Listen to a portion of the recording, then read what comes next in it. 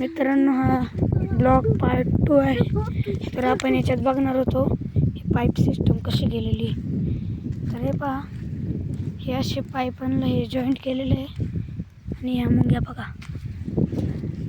आणि पुढे कसं बँडाला जॉईंट केलं ते बघू आपण. हे सोयाबीन लेट पेरलं होतं जरा, म्हणून हे छोटं छोटं आलेलं आहे.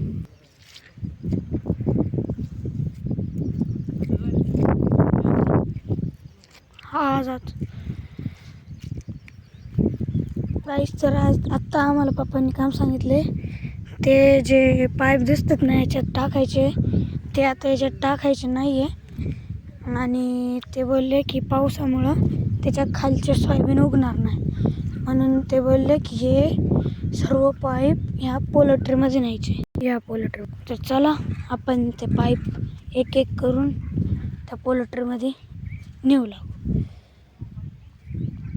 गाईस, मी आता व्लॉग इथंच एंड करतोय, मला खूप काम लागलेलं आहे आता. तर कसा वाटला व्लॉग, लाईक, शेअर आणि सबस्क्राईब.